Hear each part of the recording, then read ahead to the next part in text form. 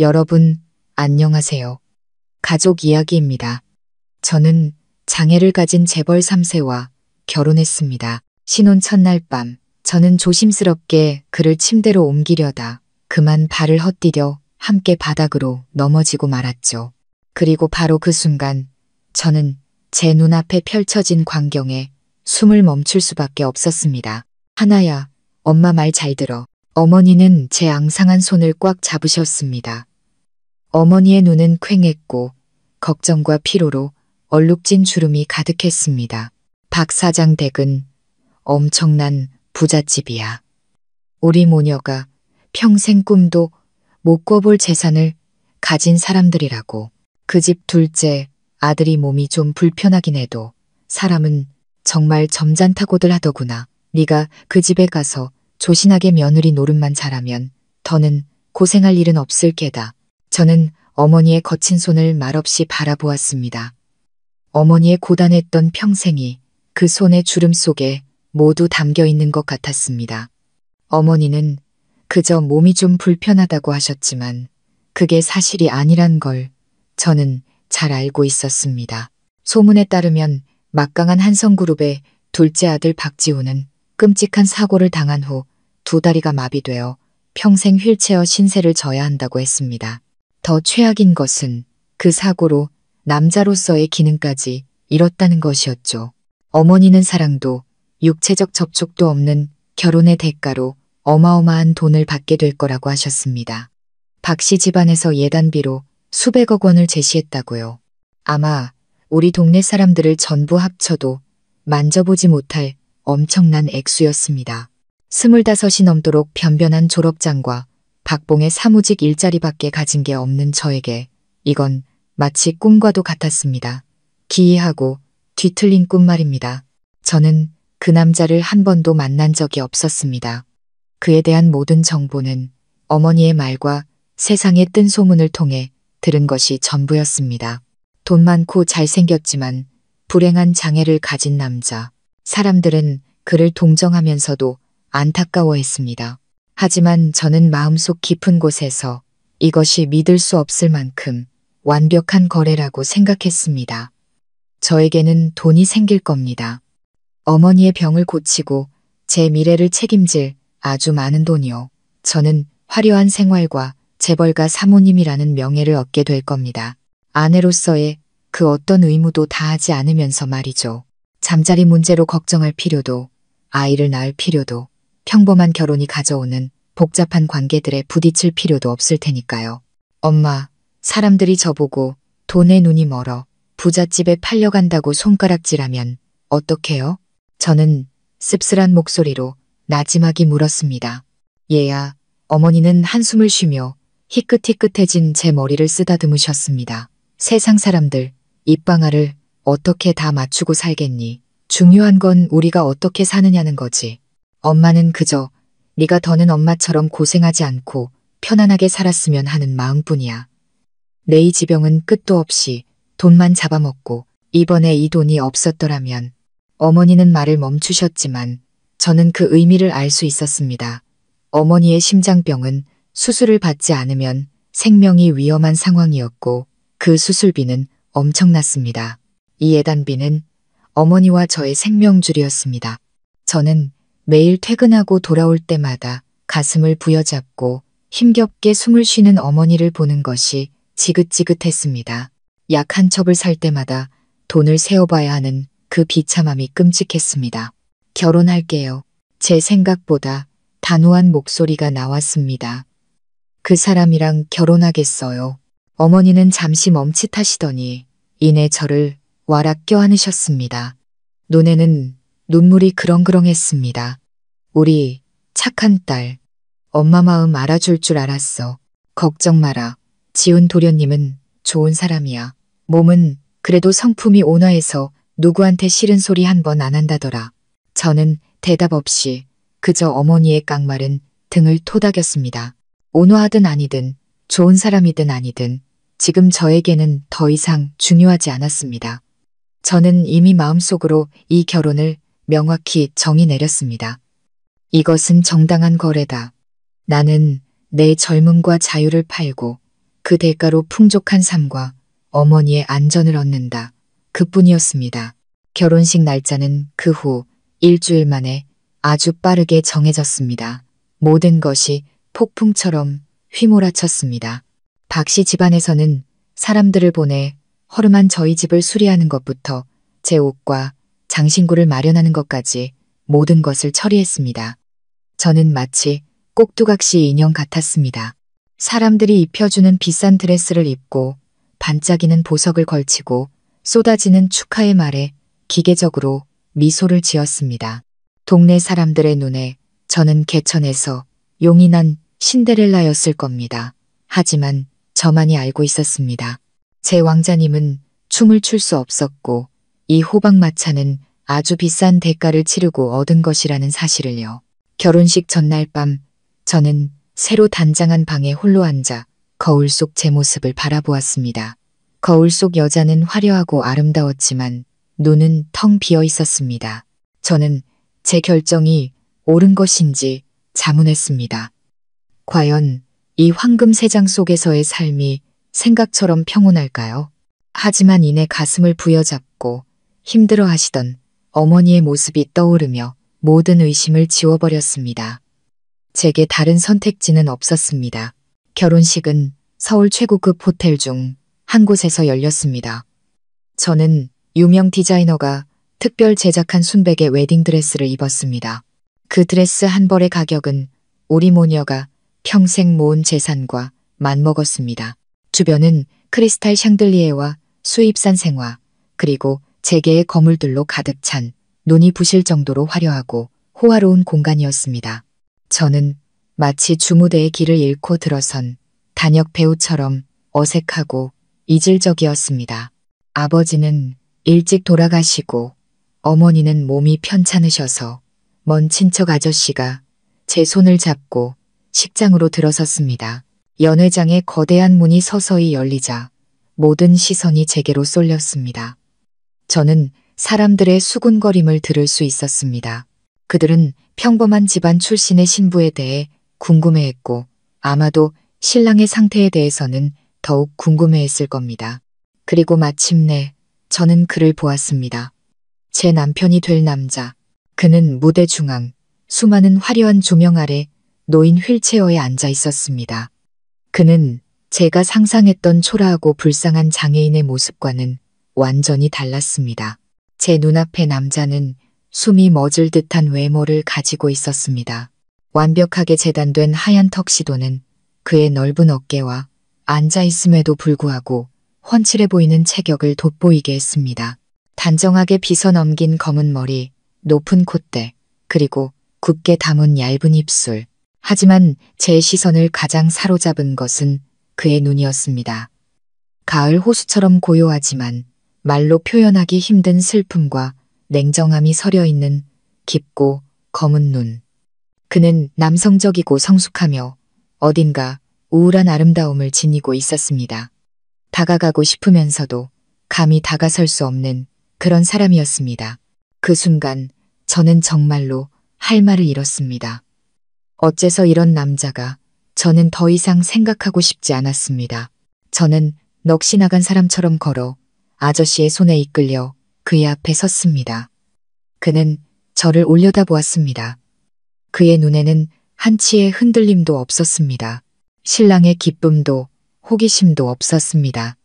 오직 얼음장같이 차가운 무심함만이 존재했습니다. 사회자는 화려한 미사여구를 늘어놓으며 우리에게 반지를 교환하라고 했습니다. 제 손에 닿는 그의 손은 얼음장처럼 차가웠습니다. 반짝이는 다이아몬드 반지가 제 약지에 끼워졌습니다. 그 무게가 유난히 무겁게 느껴졌습니다. 결혼식은 순조롭게 하지만 지독히도 몸이 건조하고 기계적으로 진행되었습니다. 우리는 한마디도 나누지 않고 그저 사회자의 지시에 따를 뿐이었습니다. 모든 예식이 끝난 후 저는 그의 옆에 앉아 하객들을 맞이했습니다. 저는 억지로 환한 미소를 지으려 애썼지만 얼굴 근육이 굳어버리는 것 같았습니다. 가끔씩 옆에 앉은 남자를 곁눈질했습니다. 그는 그저 조용히 앉아 간혹 누군가의 축하에 고개를 끄덕일 뿐 눈빛은 여전히 차갑고 멍했습니다. 파티는 마침내 끝났습니다. 어머니는 박씨 집안 사람들이 모셔다 드려 일찍 쉬러 가셨습니다. 저는 한 가정부를 따라 지훈의 휠체어를 밀며 차로 향했습니다. 고급 세단은 우리를 서울의 부촌인 한남동에 위치한 그의 개인 빌라로 데려다 주었습니다. 광활한 거실에 단둘이 남게 되자 공기는 더욱 숨막히게 변했습니다. 저는 어찌할 바를 몰라 어색하게 서 있었습니다. 지훈도 침묵했습니다. 그는 방안을 한번 쓱 훑어보더니 제게 시선을 고정했습니다. 앉아요. 그의 목소리는 낮고 단조로웠으며 어떤 감정도 실려있지 않았습니다. 저는 맞은편 소파에 조심스럽게 앉았습니다. 그는 재킷 안주머니에서 지갑을 꺼내 검은색 신용카드를 한 장 꺼내더니 제 쪽으로 밀었습니다. 당신 카드예요. 비밀번호는 06개. 개인적으로 필요한 곳에 쓰면 됩니다. 저는 그 카드를 집어들었습니다. 마음이 복잡했습니다. 이것이 돈으로 사들인 제 새로운 삶의 시작이었습니다. 저는 고개를 끄덕이며 작게 감사합니다. 라고 말했습니다. 그는 더 이상 아무 말도 하지 않고 조용히 휠체어를 침실 쪽으로 몰았습니다. 저는 차가운 거실에 홀로 앉아 손에 든 카드를 바라보았습니다. 호기심이 저를 자극했습니다. 혹시 이것이 그 수백억 예단비의 일부일까? 저는 휴대폰을 꺼내 떨리는 손으로 은행 앱에 접속했습니다. 하지만 화면에 떠오른 숫자를 본 순간 저는 온몸에 피가 멎는 것 같았습니다. 100만 원. 더도 말고 덜도 말고 정확히 100만 원. 분노가 치밀어 올랐습니다. 이건 모욕이었습니다. 그가 나를 뭐라고 생각하는 걸까? 거지? 아니면 이건 일종의 시험일까? 저는 카드를 3개 움켜쥐었습니다. 손톱이 손바닥을 파고들었습니다. 요란한 결혼식, 수백억의 예단비. 그래놓고 고작 100만 원짜리 카드를 던져주다니. 명백히 그는 저를 깔보고 이 집에서 제 위치를 똑똑히 알려주려는 것이었습니다. 잘생겼지만 차가운 그의 얼굴이 머릿속에 떠올랐습니다. 제가 틀렸습니다. 이 남자는 어머니가 말한 것처럼 온화한 사람이 아니었습니다. 그는 순한 양의 탈을 쓴 늙은 여우였습니다. 박씨 집안에서의 제 삶은 제가 상상했던 것처럼 결코 순탄치 않을 것 같았습니다. 저는 무거운 마음으로 침실에 들어섰습니다. 신용카드에 대한 분노가 여전히 들끓었지만 애써 억눌렀습니다. 어쨌든 오늘 밤은 우리의 신혼 첫날 밤이었고 어떤 충돌도 일으키고 싶지 않았습니다. 방은 매우 넓었고 회색과 흰색을 주조로 한 미니멀하면서도 고급스러운 스타일로 꾸며져 있었습니다. 모든 것이 주인처럼 차가울 정도로 깔끔하고 정돈되어 있었습니다. 지훈은 욕실에 있는 듯 물소리가 규칙적으로 들려왔습니다. 저는 방 한가운데서 어찌할 바를 모르고 서성였습니다. 무겁고 몸에 꽉 끼는 웨딩드레스가 불편했습니다. 주위를 둘러보니 침대 위에 크림색 실크 잠옷이 단정하게 놓여 있었습니다. 아마 가정부가 미리 준비해둔 모양이었습니다. 저는 먼저 샤워를 하기로 했습니다. 제가 부드러운 잠옷 차림으로 욕실에서 나왔을 때 지훈도 그의 욕실에서 휠체어를 타고 나왔습니다.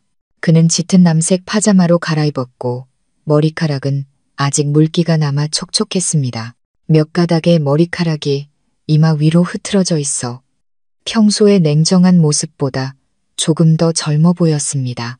저를 본 그는 잠시 멈칫했습니다. 그의 시선이 제 몸을 아주 빠르게 훑고 지나가더니 이내 다른 곳으로 향했습니다.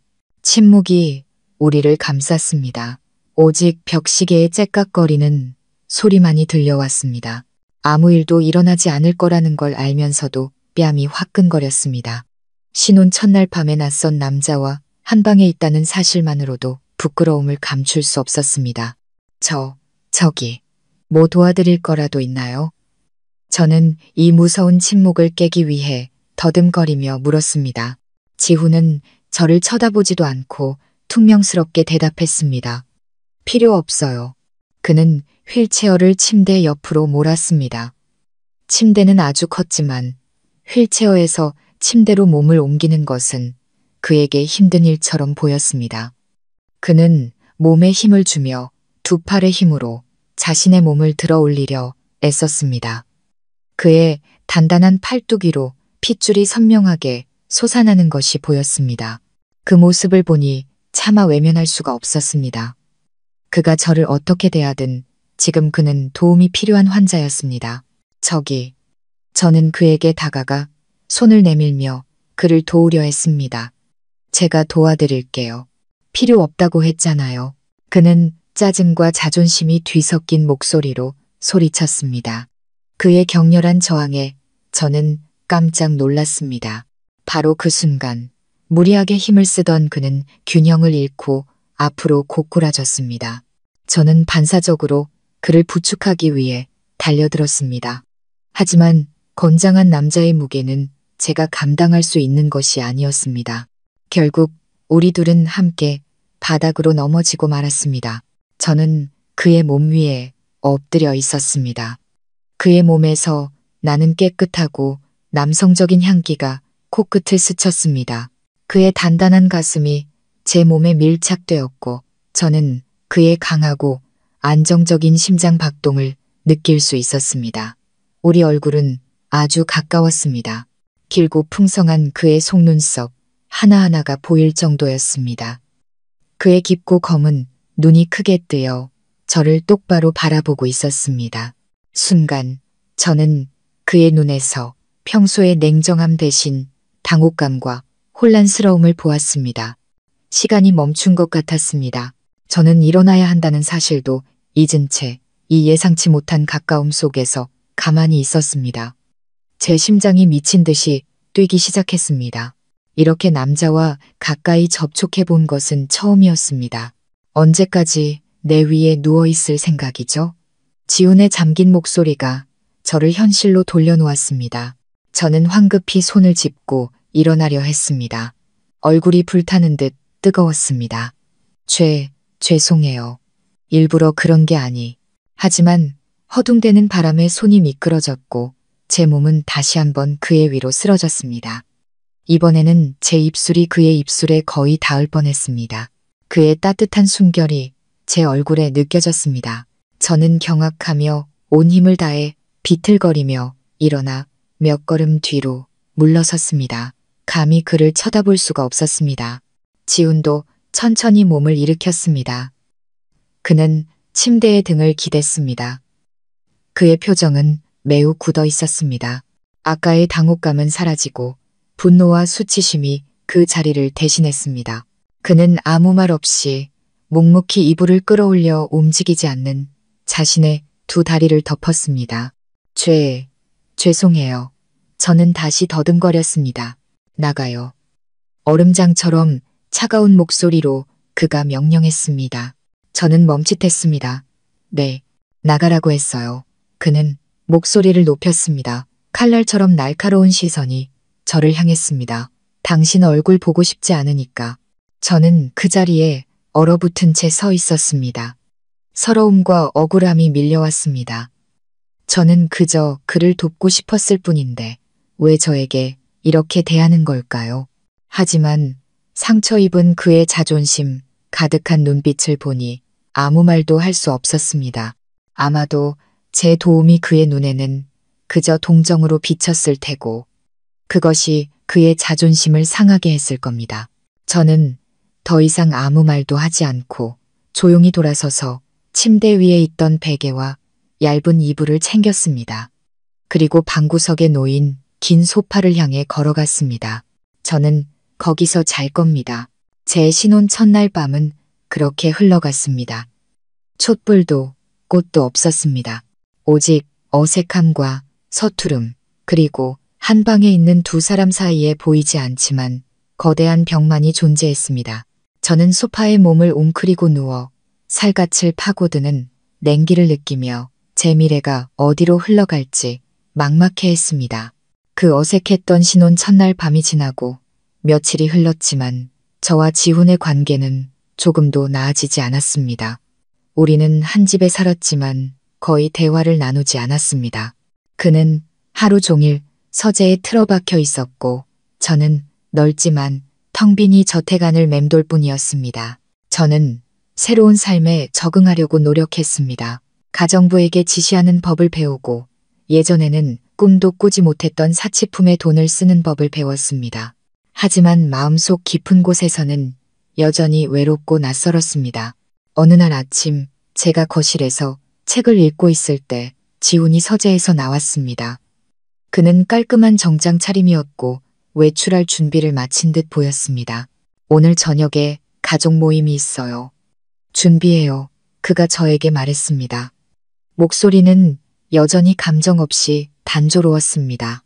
며칠 만에 그가 먼저 제게 말을 건 것은 처음이었습니다. 저는 조금 놀랐지만 이내 고개를 끄덕였습니다. 네, 알겠습니다. 그는 더 이상 아무 말 없이 휠체어를 문 쪽으로 몰았습니다. 저는 이것이 중요한 자리라는 것을 알았습니다. 박씨 가문의 가족 모임. 그것은 제가 이 권세 있는 가문의 모든 구성원들을 마주해야 한다는 것을 의미했습니다. 마음 한편으로는 걱정이 되면서도 다른 한편으로는 호기심이 일었습니다. 그날 오후 전문 메이크업 아티스트와 헤어 디자이너 팀이 집으로 와서 저를 꾸며주었습니다. 그들은 저를 완전히 다른 사람으로 만들어 놓았습니다. 정교하게 올린 머리, 섬세한 화장, 그리고 몸에 꼭 맞는 와인색 드레스. 거울 속 제 모습은 낯설고 비현실적이었습니다. 제가 아래층으로 내려갔을 때 지훈은 이미 거실에서 기다리고 있었습니다. 그는 검은색 정장을 입어 특유의 세련미와 기품을 뽐내고 있었습니다. 저를 본 그의 시선이 잠시 멈추었습니다. 알 수 없는 눈빛이 아주 빠르게 스쳐 지나갔지만 이내 평소처럼 차가운 표정으로 돌아왔습니다. 그는 칭찬 한마디 없이 그저 가조라고 말했습니다. 박씨 가문의 본가는 언덕 위에 위치한 고풍스럽고 위험 있는 성 같았습니다. 우리가 도착했을 때 파티는 이미 시작되어 있었습니다. 내부는 우리가 결혼식을 올렸던 호텔보다 훨씬 더 화려했습니다. 하객들은 모두 명망 있는 인사들이었고 화려한 옷차림으로 웃고 떠들며 돌아다녔습니다. 점잖은 인상의 한 중년 남성이 자신을 집사라고 소개하며 우리를 안으로 안내했습니다. 들어서자마자 모든 시선이 즉시 우리에게, 더 정확히는 제게로 쏠렸습니다. 저는 샅샅이 훑어보는 듯한 평가와 호기심 어린 시선들을 느낄 수 있었습니다. 지훈아, 드디어 왔구나. 따뜻하고 깊은 목소리가 들려왔습니다. 지훈과 상당히 닮았지만 더 자유분방하고 자신감 넘치는 분위기를 풍기는 한 남자가 우리 쪽으로 걸어왔습니다. 그는 네이비색 정장을 입고 있었고 입가에는 항상 미소가 걸려 있었습니다.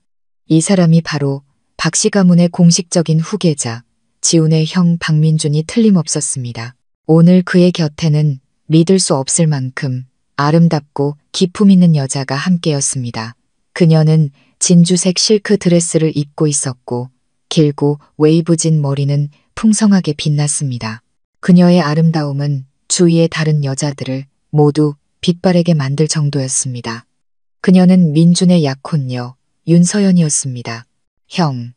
지훈은 가볍게 고개를 끄덕일 뿐 꽤나 서먹한 태도를 보였습니다.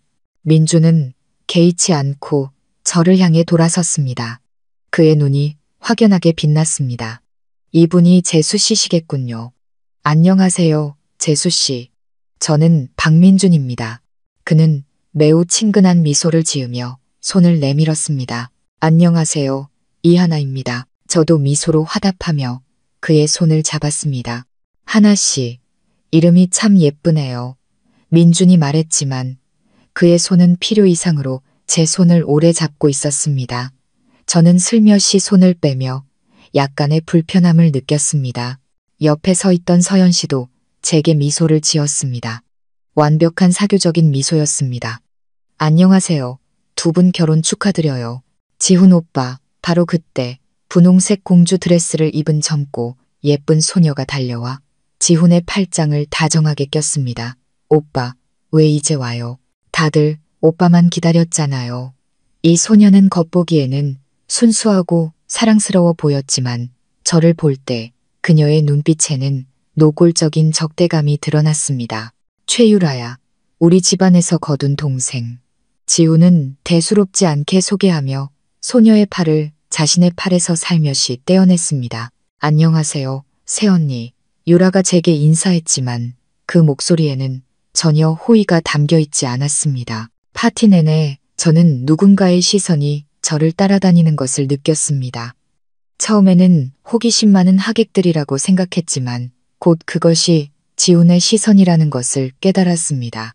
그는 저를 직접 쳐다보지는 않았지만 제가 누군가와 대화할 때, 특히 그의 형인 민준과 이야기할 때마다 이쪽을 향한 그의 차가운 시선을 느낄 수 있었습니다. 하지만 제 주의를 더 끈 것은 지훈이 그의 형 약혼 여인 서연을 볼 때의 눈빛이었습니다. 그것은 저를 볼 때처럼 차갑고 무심한 시선이 아니었습니다. 그 눈빛 속에는 말로 표현하기 힘든 복잡함이 담겨 있었습니다. 약간의 아쉬움, 약간의 고통, 그리고 아주 깊이 감춰진 갈망 같은 것들이었습니다. 그는 종종 그녀가 다른 사람들과 즐겁게 웃고 떠들 때 무의식적으로 그녀를 바라보았습니다. 그리고 서연이 그를 돌아볼 때마다 그는 즉시 다른 곳을 보는 척 고개를 돌렸습니다. 여자의 직감은 제게 말해주고 있었습니다. 그들의 관계는 결코 단순하지 않다고, 어쩌면 지훈이 마음에 품은 사람은 바로 그의 미래의 형수일지도 모른다고요. 어쩌면 그는 세간의 눈을 속이기 위해 이 이루어질 수 없는 사랑을 감추기 위해 저와 결혼한 것일지도 모른다고요. 만약 그렇다면 저를 향한 그의 냉담함, 신혼 첫날 밤의 무관심, 모든 것이 설명되었습니다. 그가 저를 필요로 하지 않는 것은 그가 무력해서가 아니라 그의 심장이 이미 다른 여자의 것이기 때문이었습니다. 그가 결코 함께할 수 없는 여자. 그렇게 생각하자 제 마음속에서 이상한 감정이 솟아났습니다. 질투가 아니라 제 옆에 앉은 남자에 대한 모호한 연민이었습니다. 차갑고 무심한 겉모습 뒤에 그 역시 자신만의 아픔을 간직하고 있었던 것입니다. 파티는 여전히 시끌벅적하게 진행되고 있었습니다. 저는 잠시라도 따가운 시선과 의미 없는 사교적인 대화에서 벗어나고 싶어 화장실에 간다는 핑계를 댔습니다. 제가 손을 씻고 있을 때 유라가 어디선가 나타나 팔짱을 낀 채 문에 기대어 섰습니다. 그녀는 매우 불친절한 눈빛으로 저를 쳐다보았습니다. 언니는 정말 운도 좋네요. 유라가 비꼬는 투로 말했습니다. 가진 것도 없으면서 박씨 집안의 사모님이 되다니 대체 무슨 수로 지훈 오빠를 꼬드긴 거예요? 저는 침착하게 손을 닫고 그녀를 돌아보았습니다. 그건 저와 지훈 씨의 사적인 문제라고 생각하는데요. 사적인 문제? 유라가 비웃었습니다. 이 바닥에서 지훈 오빠 몸 상태 모르는 사람이 어디 있다고. 오빠가 언니랑 결혼한 건 그냥 세간의 눈을 가리기 위한 방패막이, 집안에 대한 책임을 다하기 위한 것뿐이에요. 자기 위치를 착각하지 마세요. 유라의 말은 가시가 되어 제 자존심을 찔렀습니다. 이 결혼이 거래라는 것을 알고 있었지만 다른 사람에게 면전에서 이런 말을 들으니 기분이 상하는 것은 어쩔 수 없었습니다. 이유가 뭐든 간에 지금 저는 지훈 씨의 법적인 아내이고 이 집안의 둘째 며느리예요. 수양딸인 동생은 처신을 어떻게 해야 할지 잘 아는 게 좋을 거예요. 저는 몇 단계 차가워진 목소리로 받아쳤습니다. 저는 쉽게 당하는 사람이 아니었습니다. 유라의 안색이 즉시 변했습니다.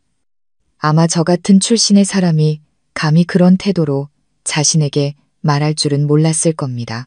그녀는 화가 나서 다가와 손에 든 와인잔을 제게 뿌리려는 듯 들어 올렸습니다. 너, 바로 그 순간 문 쪽에서 낮고 차분한 목소리가 들려왔습니다.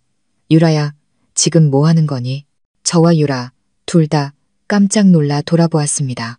지훈의 휠체어가 여자 화장실 문 앞에 멈춰 서 있었습니다. 그의 차가운 시선이 유라를 훑자 그녀는 몸을 떨며 황급히 손을 내렸습니다.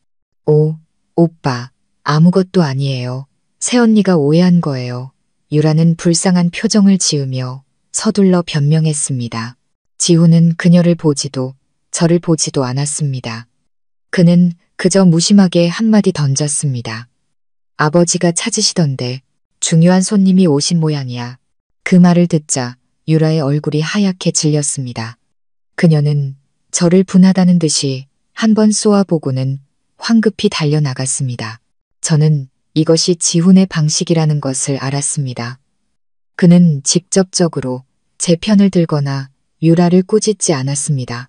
그는 그저 가볍지만 무게감 있는 한마디로 저를 위기에서 구해주었고 동시에 유라에게 암묵적인 경고를 보낸 것이었습니다. 그의 처리 방식은 소문처럼 온화하고 무해한 사람과는 거리가 먼 매우 교묘하고 심오했습니다.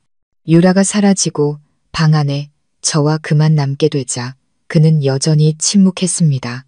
시선은 허공의 한 점을 향해 있었습니다. 고마워요. 제가 작게 말했습니다. 그는 대답 없이 가볍게 고개를 끄덕이더니 휠체어를 돌려 떠나려 했습니다. 바로 그때 민준이 다시 나타났습니다. 두 사람 여기서 무슨 얘기하고 있었어? 민준은 미소를 지으며 의미심장한 눈빛으로 저와 지훈을 번갈아 보았습니다. 하나 씨, 괜찮아요. 유라가 안 좋은 표정으로 뛰쳐나가던데 괜찮아요. 그냥 작은 오해가 있었을 뿐이에요. 제가 대답했습니다. 그럼 다행이고 민준이 말하고는 지훈을 향해 돌아섰습니다. 지훈아, 너 잠깐 나가 있어. 아버지가 너랑 할 얘기가 있으시단다. 내가 재수 씨 데리고 음료라도 한 잔 가지고 갈게. 지훈은 민준을 한 번, 그리고 저를 한 번 쳐다보았습니다. 그의 눈빛이 몇 단계 더 차가워졌습니다. 그는 아무 말 없이 묵묵히 휠체어를 움직여 자리를 떠났습니다. 그의 태도는 저를 혼란스럽게 만들었습니다.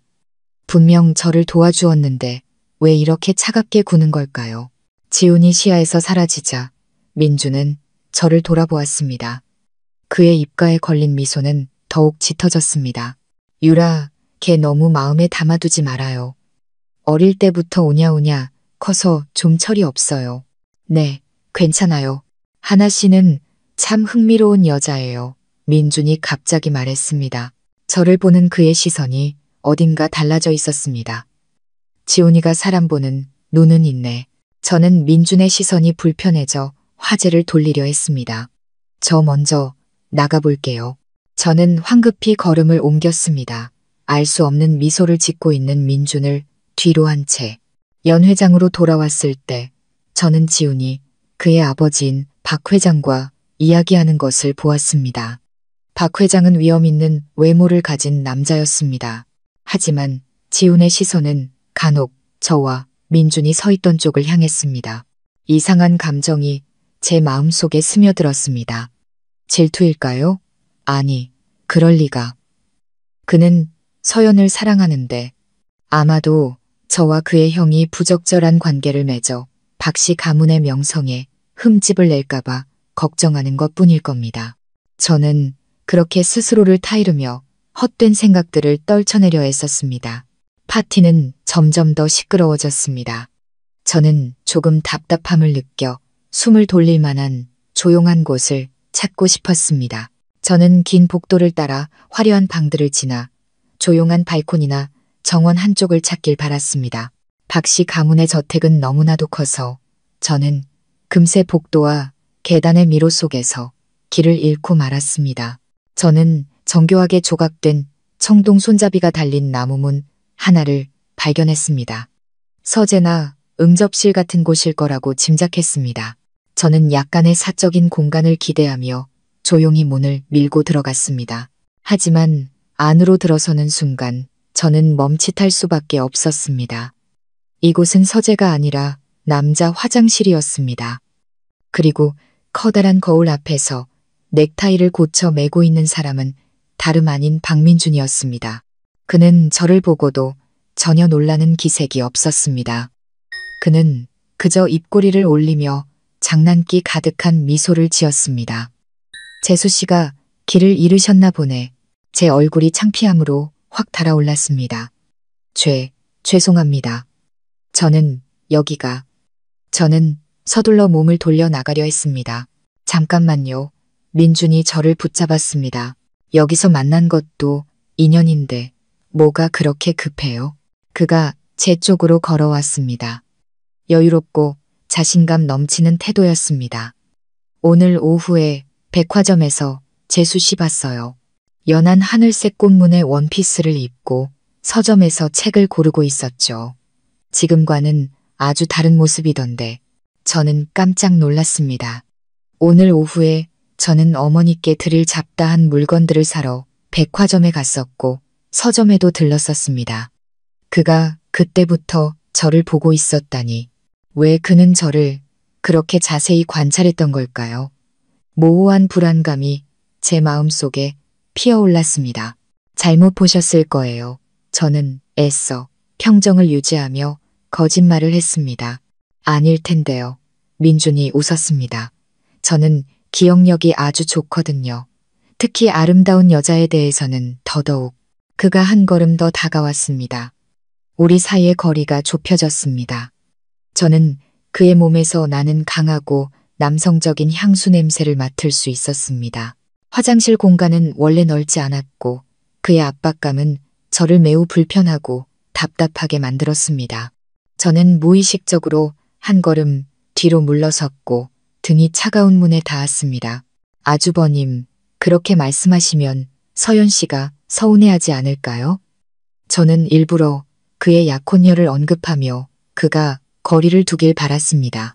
민주는 그저 옅게 웃을 뿐이었습니다.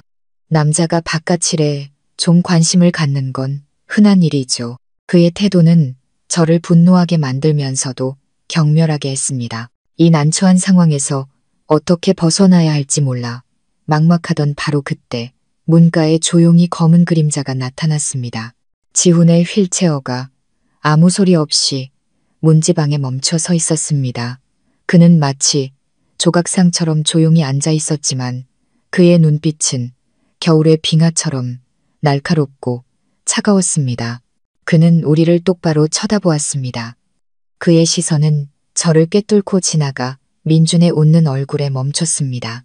방 안의 공기는 갑자기 진공 상태가 된 듯 숨막힐 정도로 팽팽하고 무겁게 가라앉았습니다. 저는 두 형제의 눈빛 속에서 벌어지는 암묵적인 대립을 똑똑히 볼 수 있었습니다. 두 사람, 여기서 뭐 하는 거죠? 지훈의 낮고 깊은 목소리가 울려 퍼졌습니다. 한 글자 한 글자에 한기가 서려 있는 듯 했습니다. 하지만 민주는 여전히 입가에 미소를 머금고 있었습니다. 눈에서는 더 이상 장난기가 느껴지지 않았지만요. 그냥 우연히 재수 씨를 만났어 잡담 좀 나누고 있었지. 지훈은 아무 말 없이 저를 한번 쓱 쳐다보았습니다. 그 시선에 저는 몸서리를 쳤습니다. 그 안에는 의심과 실망, 그리고 감추지 않은 분노의 기색이 담겨 있었습니다. 그는 분명히 오해하고 있었습니다. 저와 민준이 몰래 만나고 있다고 생각하는 게 틀림없었습니다. 저는 해명하고 싶었지만 목이 꽉 막혀 말이 나오지 않았습니다. 집에 가요. 지훈은 저에게 차갑게 말하고는 제 대답을 기다리지도 않고 휠체어를 돌려 떠나버렸습니다. 그의 뒷모습에서는 고독하고 단호한 기운이 뿜어져 나왔습니다. 저는 황급히 민준을 지나쳐 그를 따라갔습니다. 마음속은 실타래처럼 복잡하게 엉켜 있었습니다. 남자 화장실에서의 사건은 파티의 소란스러운 분위기 속에 금세 묻혀버렸습니다. 곧이어 집사가 와서 우리 네 사람을 박 회장과 함께 저녁 식사를 할 개인 식당으로 안내했습니다. 이 저녁 식사는 미리 계획된 듯 했습니다. 식당은 연회장보다 훨씬 작아 아늑한 분위기를 자아냈지만 동시에 숨막히는 공간이기도 했습니다. 우리는 값비싼 원목으로 만들어진 둥근 테이블에 둘러앉았습니다. 박 회장이 상석에 앉았고 저와 지훈이 한쪽에, 민준과 서연이 다른 한쪽에 앉았습니다. 식탁 위의 분위기는 지극히 기묘했습니다. 박 회장은 일에 관한 잡담 몇 마디를 나눌 뿐 대부분의 시간은 침묵했습니다. 지훈은 처음부터 끝까지 한마디도 하지 않았고 얼굴은 얼음장처럼 차가웠습니다. 그는 오직 자신의 음식에만 집중했습니다. 하지만 민주는 정반대였습니다. 그는 매우 즐거운 척하며 끊임없이 서연에게 음식을 덜어주었고 가끔씩 저를 향해 농담을 던지기도 했습니다. 서연은 항상 우아한 미소를 띠고 있었지만 저는 그녀의 시선이 가끔씩 복잡한 표정으로 지훈을 향하는 것을 알아차렸습니다. 저는 이 연극 속에서 이방인이 된 기분이었습니다.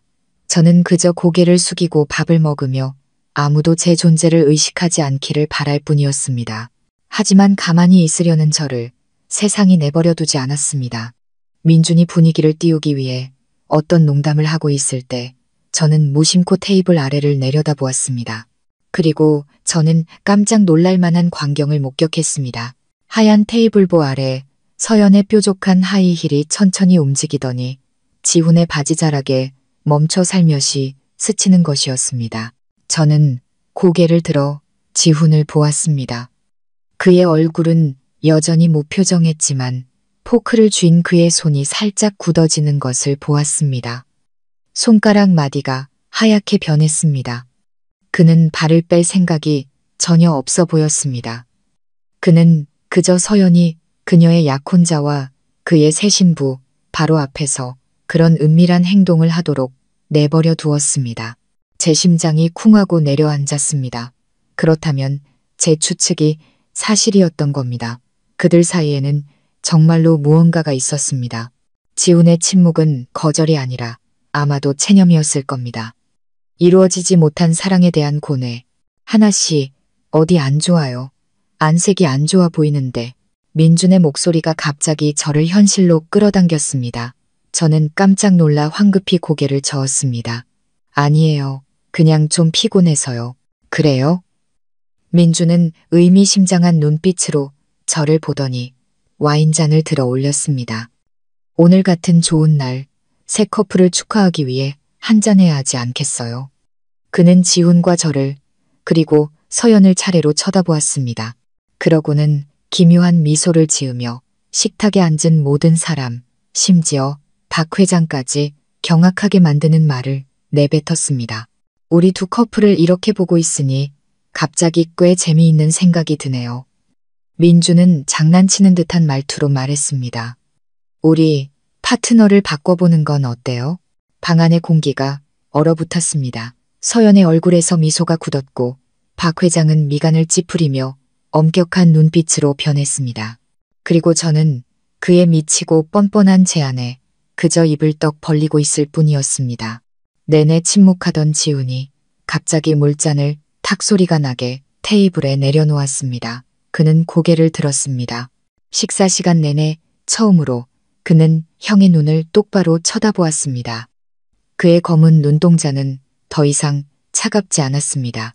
그 안에는 곧 폭발할 것 같은 화산처럼 들끓는 분노가 담겨 있었습니다. 할 만큼 했잖아요. 그의 목소리는 크지 않았지만 다른 사람을 떨게 만드는 무게감을 지니고 있었습니다. 저녁 식사는 무겁고 어색한 침묵 속에서 끝났습니다.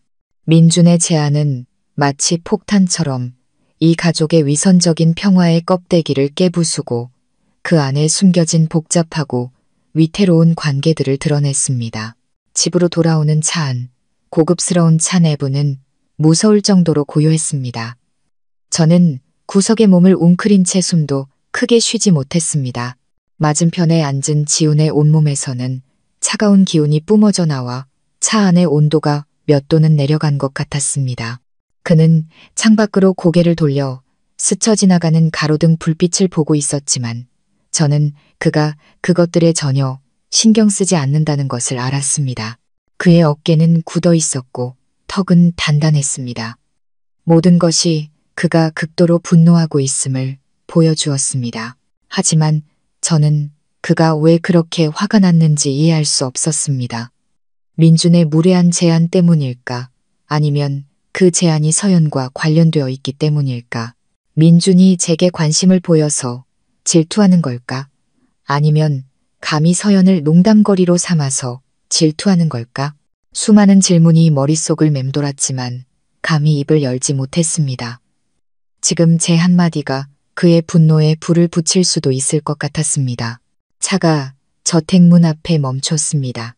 운전기사가 황급히 내려 차문을 열고 지훈이 차에서 내리는 것을 도왔습니다.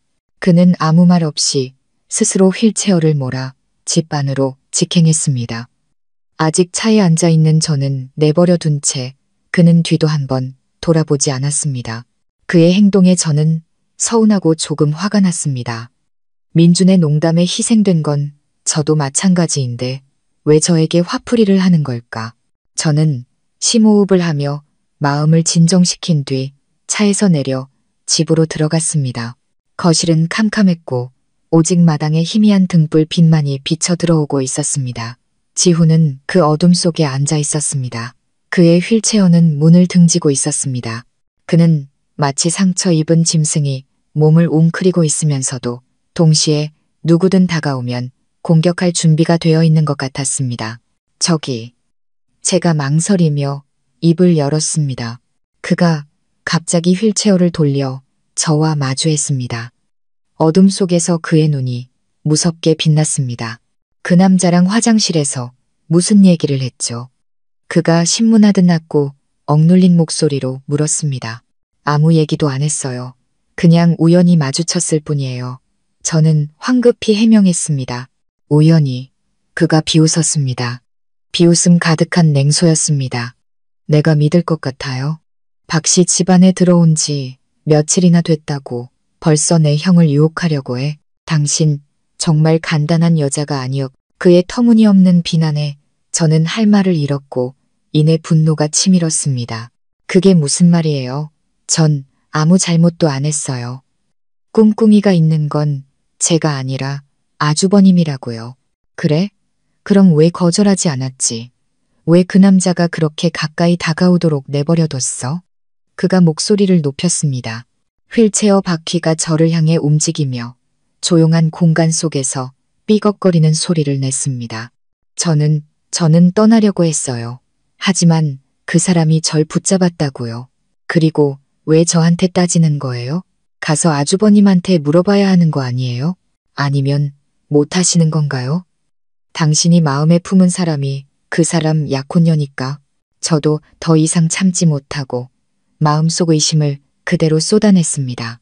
제 말이 그의 아픈 곳을 찌른 듯 했습니다. 지훈의 안색은 극도로 굳어졌습니다. 그는 휠체어 팔걸이를 세게 움켜쥐었고 손가락 마디가 하얗게 변했습니다. 입 닥쳐. 그가 분노로 잠긴 목소리로 으르렁거렸습니다. 당신이 그 사람에 대해 말할 자격 없어. 왜요? 왜 자격이 없죠? 명목상일지라도 저는 당신 아내잖아요. 당신이 그 여자를 보는 눈빛을 봤어요. 테이블 밑에서 그 여자가 당신 발을 건드리는 것도 봤다고요. 떳떳하지 못한 관계는 당신들 두 사람이에요.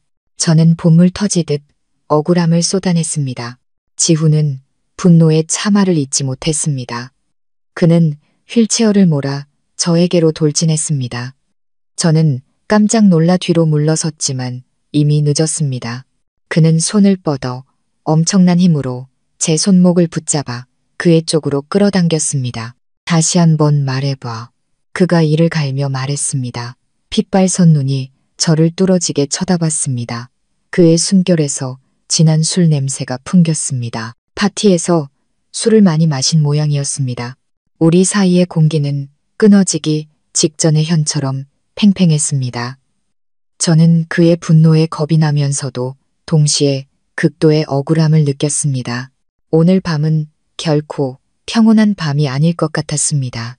이거나요. 저는 쇠사슬처럼 단단한 그의 소나기에서 벗어나려 애썼지만 소용없었습니다. 그의 힘은 제 생각보다 훨씬 강했습니다.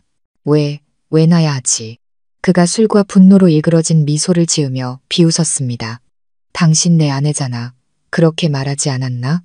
그럼 아내로서의 본분을 다해보시지. 그의 말에 저는 몸을 떨었습니다. 두려움 때문이 아니라 분노 때문이었습니다. 그는 저를 모욕하고 있었습니다. 저를 뭐라고 생각하는 걸까요? 질투해요. 저는 갑자기 고개를 들어 그의 눈을 똑바로 쳐다보았습니다. 목소리에는 도전적인 기운이 가득했습니다. 민준 씨가 저한테 말을 걸어서 화가 난 거예요. 아니면 그 사람이 감히 서연 씨를 농담거리로 삼아서 화가 난 거예요? 당신은 형한테 맞설 용기도 없고 사랑하는 여자를 되찾을 용기도 없으니까 만만한 저한테 화풀이 하는 거잖아요. 그렇죠. 제 한마디 한마디가 칼날이 되어 그의 자존심을 찔렀습니다. 그의 눈 속의 분노가 극에 달했습니다. 그는 더 이상 아무 말도 하지 않았습니다. 오직 행동으로만 대답했습니다.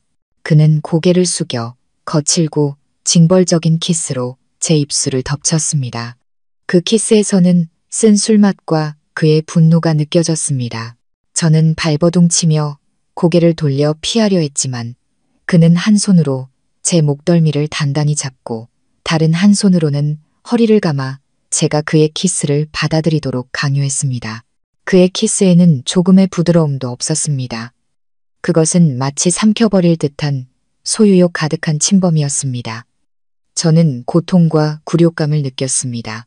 눈물이 터져 나와 뺨을 타고 흘러내렸습니다. 하지만 그의 초반의 분노가 가라앉아 저는 점차 그의 키스에서 다른 무언가를 느끼기 시작했습니다. 절망, 오랫동안 억눌려온 고통, 그리고 불타는 듯한 갈망. 그의 키스는 점차 깊어졌습니다. 더 이상 징벌이 아니라 마치 절망 속에서 탈출구를 찾는 듯한 구원의 요청 같았습니다. 이 갑작스러운 변화에 저는 깜짝 놀라 저항하는 것조차 잊었습니다. 저는 그저 가만히 서서 그가 키스하도록 내버려 두었습니다. 아주 짧은 순간 그가 항상 자신 주위에 세워두었던 얼음장 같은 벽이 녹아내리는 것 같았습니다. 그 안에서 상처받고 고독한 그의 영혼이 드러났습니다. 마침내 그가 저를 놓아주었을 때 우리 둘은 거친 숨을 몰아쉬었습니다.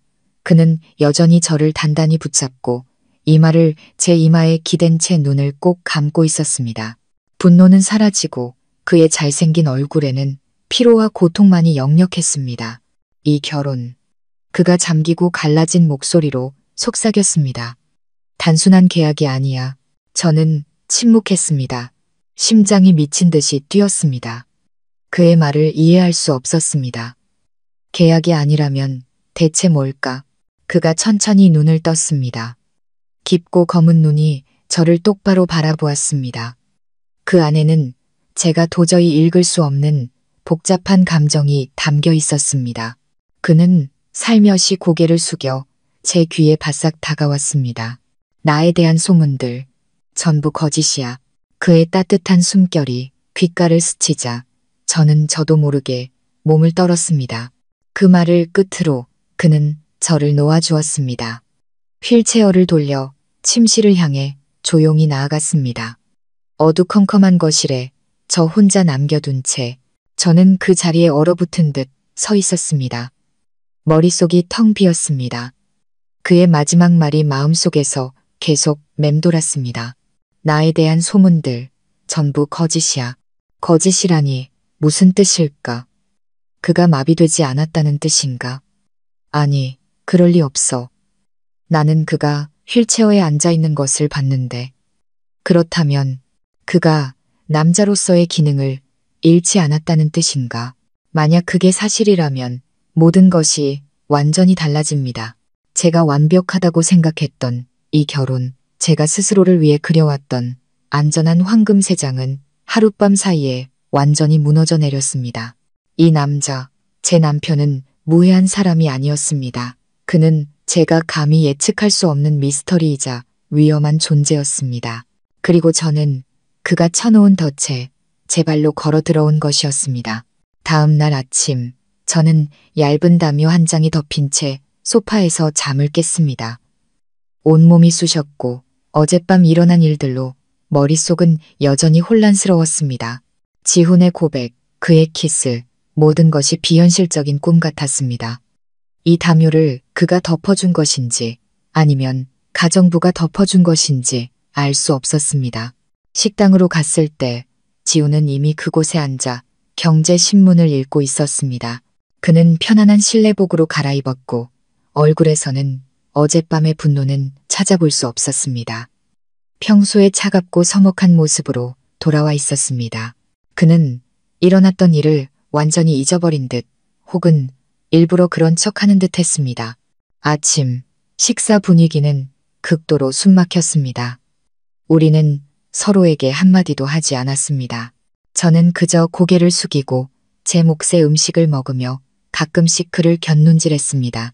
그는 정말로 정상인 걸까? 왜 그 사실을 숨겨야만 했을까? 이 결혼의 진짜 목적은 대체 무엇일까? 식사 끝나면 옷 갈아입어요. 지훈이 갑자기 침묵을 깨고 말했습니다. 그는 신문에서 눈을 떼지 않았습니다. 어디 가는데요? 제가 놀라 물었습니다. 혼인신고하러.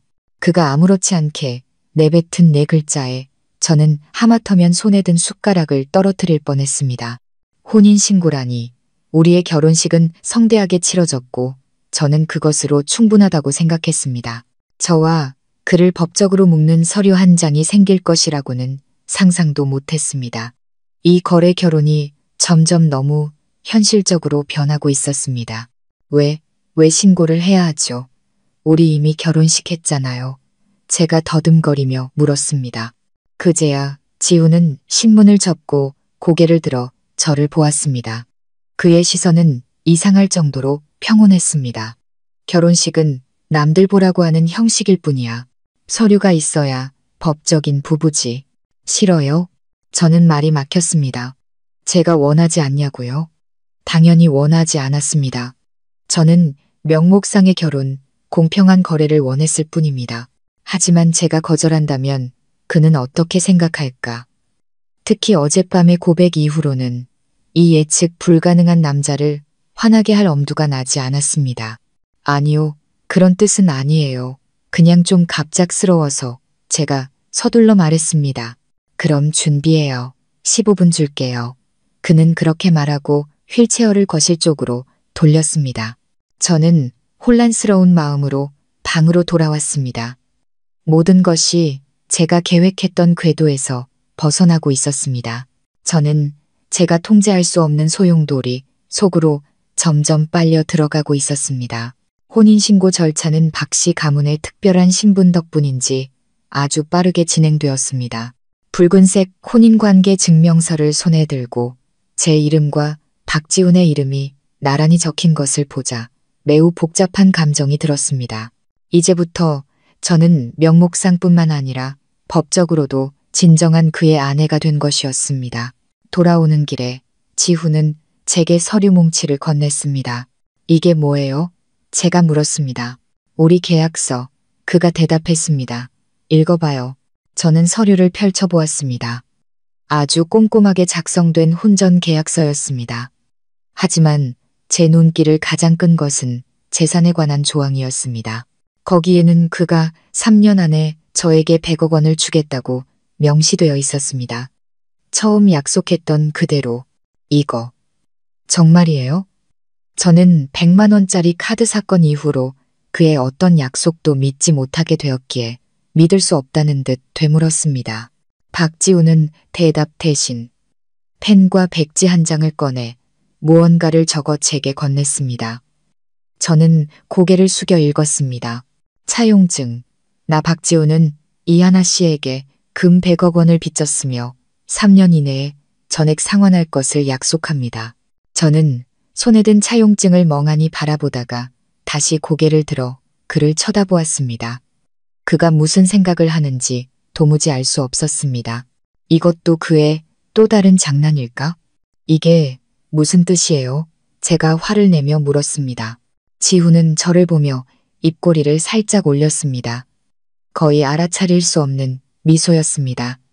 가지고 있어요. 보증서 같은 거니까. 보증서요?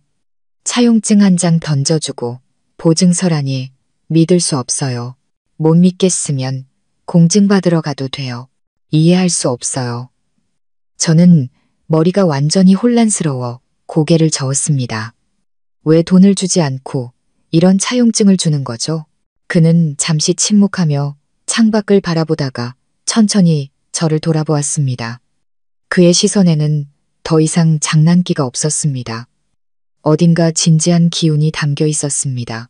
이제부터 내 돈은 당신 돈이기도 하니까. 그의 말에 제 심장이 쿵하고 내려앉았습니다.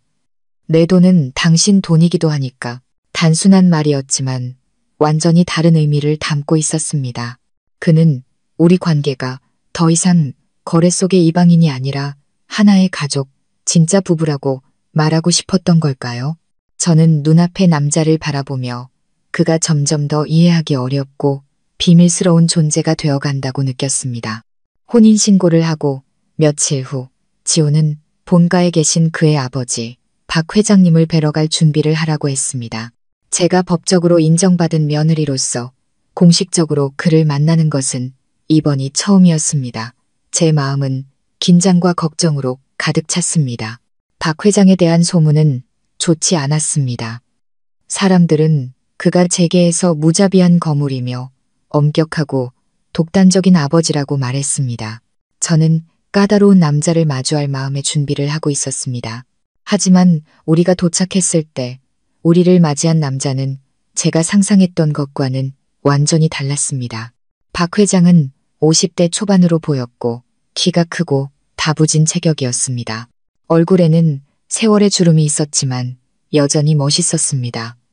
그는 간편한 실내복 차림이었고 입가에는 온화한 미소를 띠고 있었습니다.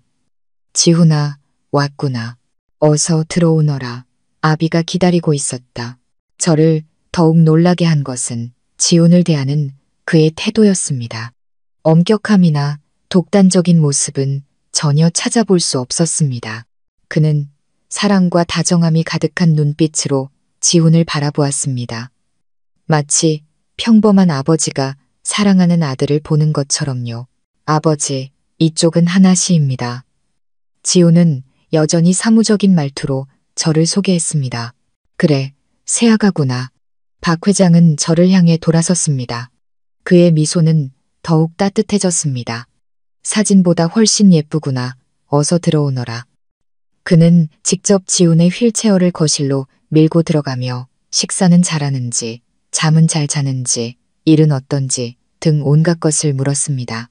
지훈은 짧게 대답할 뿐이었지만 박 회장은 전혀 개의치 않고 여전히 인내심 있고 부드러운 태도를 보였습니다. 저는 화려한 거실에 앉아 이 예상치 못한 친절함에 매우 당황스러웠습니다. 박 회장은 온갖 값비싼 과일과 다과를 내오게 하고는 계속해서 제게 덜어주었습니다. 새아가 집처럼 편하게 있거라. 나중에는 아예 여기 들어와서 우리 부부랑 같이 살면 더 좋고. 아버님, 저는 황급히 호칭을 고쳤습니다. 박 회장은 매우 만족스러운 듯 허우 웃었습니다. 그 후 그는 집사에게 눈짓을 보냈습니다. 집사는 즉시 아름다운 붉은색 비단 상자를 가져왔습니다. 이건 내가 주는 선물이다. 박 회장은 직접 상자를 열었습니다. 안에는 반짝이는 금괴와 물빛이 맞고 투명한 최상급 비취 팔찌가 들어있었습니다. 저는 이 엄청난 선물에 압도되었습니다. 아버님, 이건 너무 과분해서 받을 수 없습니다. 저는 서둘러 손사래를 쳤습니다. 아버님, 과분하긴. 이제 한 가족인데 사양하지 말 거라. 박 회장은 온화하게 말하며 비취 팔찌를 들어 제 손목에 직접 채워주었습니다. 채워놓으니 참 잘 어울리는구나. 우리 지훈이가 사람 보는 눈은 있어. 저는 도움을 청하려 지훈을 쳐다보았지만 그는 그저 조용히 차를 마실 뿐 얼굴에는 아무런 감정도 드러나지 않았습니다. 마치 벌어지는 모든 일이 자신과는 아무 상관없다는 듯이 박 회장의 온화함과 너그러움에 저는 점차 경계심을 풀었습니다. 아마도 그 소문들은 그저 남들이 시기해서 지어낸 말일 뿐일지도 모릅니다. 아들을 이렇게 사랑하는 아버지가 어떻게 무자비한 사람일 수 있겠습니까? 점심 식사는 매우 화기애애하고 따뜻한 분위기 속에서 진행되었습니다. 박 회장은 계속해서 재미있는 이야기를 해주어 저를 여러 번 웃게 만들었습니다. 저는 박 씨 가문에서의 제 며느리 생활이 생각했던 것만큼 끔찍하지는 않을 것이라고 거의 믿게 되었습니다. 하지만 저는 틀렸습니다. 그 온화한 가면은 얼마 지나지 않아 찢겨져 나가고 완전히 다른 얼굴을 드러냈습니다. 점심 식사 후 우리가 거실에서 차를 마시고 있을 때 지훈의 휴대폰이 울렸습니다. 그는 전화를 받고 몇 마디 하더니 아버지에게 말했습니다. 회사에 급한 일이 생겨서 잠시 다녀와야겠습니다. 그래, 일은 중요하지. 어서 다녀오너라. 하나는 여기 남아서 아비랑 놀게 하고 박 회장은 여전히 온화한 미소를 지으며 말했습니다. 지훈은 고개를 끄덕이고 휠체어를 움직여 떠났습니다. 그의 뒷모습이 문 뒤로 사라지는 순간 저는 방 안의 공기가 변하는 것을 즉시 느꼈습니다. 박 회장의 입가에서 미소가 서서히 사라졌습니다. 그는 찻잔을 내려놓았습니다. 탁 하는 작은 소리가 조용한 공간 속에서 유난히 크게 울렸습니다. 그리고 그는 고개를 들어 저를 보았습니다. 그의 시선에는 더 이상 따뜻함과 온화함이 없었습니다. 대신 날카롭고 차가우며 모든 것을 꿰뚫어 보는 듯한 탐색의 눈빛이 있었습니다. 그 시선에 저도 모르게 몸을 떨었고 등골이 오싹해졌습니다. 이제 외부인도 없으니 솔직하게 말해보거라. 그의 목소리도 변해 있었습니다. 낮고 위험이 가득했습니다. 내 어미가 너를 이곳에 보낸 목적이 무엇이냐? 그의 갑작스러운 질문과 180도 변한 태도에 저는 할 말을 잃었습니다. 저는 그가 무슨 말을 하는지 이해할 수 없었습니다. 아버님, 그게 무슨 말씀이신지. 저는 잘 모르겠습니다.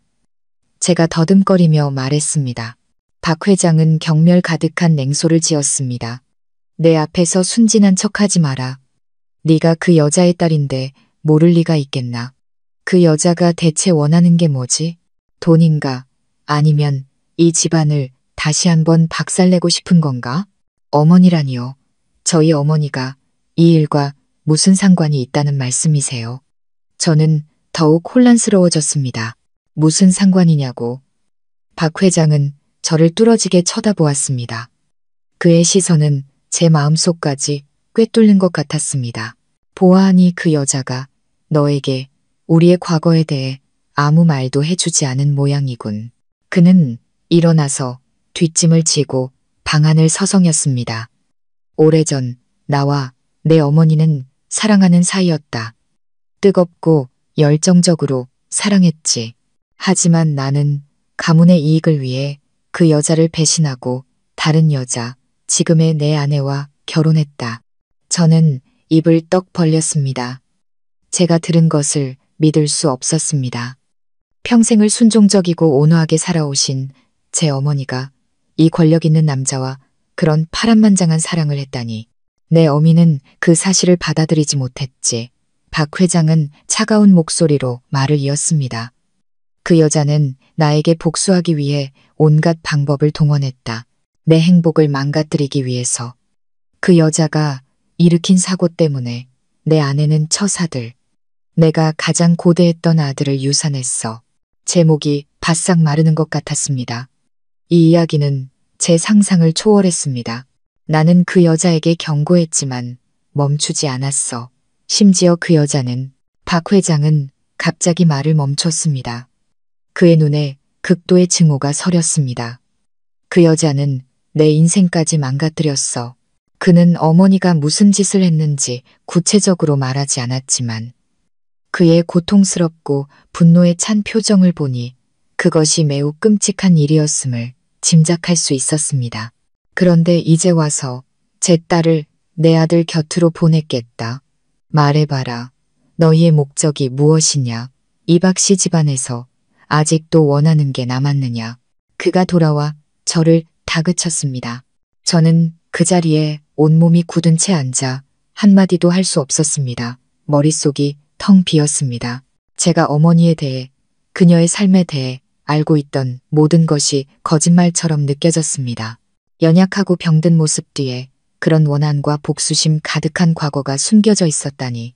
그리고 저는 무심코 어머니의 복수극의 장기말이 되어버린 것이었습니다. 제가 얼마나 오랫동안 의자에 넋놓고 앉아 있었는지 모르겠습니다. 머릿속은 박 회장의 말로 어지러웠습니다. 어머니와 그 남자, 사랑, 배신, 복수. 그 단어들은 제가 알던 온화하고 순종적인 어머니의 이미지와는 너무나도 거리가 멀었습니다. 저는 제 세상 전체가 무너져 내리는 것 같았습니다. 바로 그때 지훈이 돌아왔습니다. 그는 창백하게 질린 제 얼굴과 굳은 표정을 보더니 이내 아버지의 차가운 얼굴을 보았습니다. 그의 눈이 가늘어졌습니다. 그는 아무 말 없이 휠체어를 제 옆으로 몰았습니다. 저희 먼저 들어가 보겠습니다. 그는 감정 없는 목소리로 박 회장에게 말했습니다.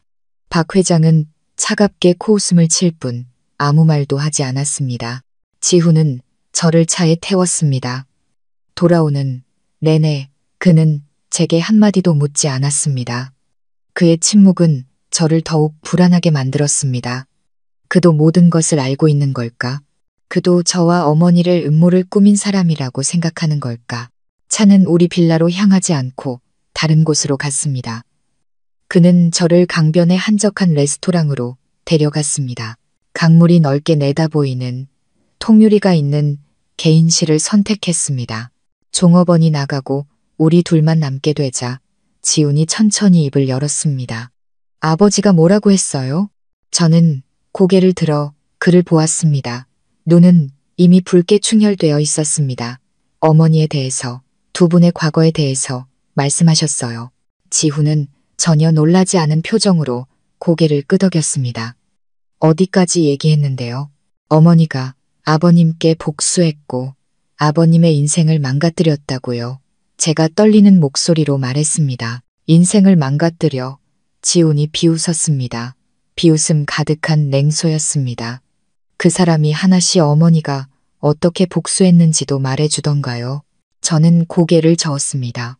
하나씨 어머니는 아버지에게 배신당한 후 사랑뿐만 아니라 뱃속의 아이와 영원히 엄마가 될 수 있는 능력까지 잃었어요. 그 사람이 간접적으로 일으킨 사고 때문이었죠.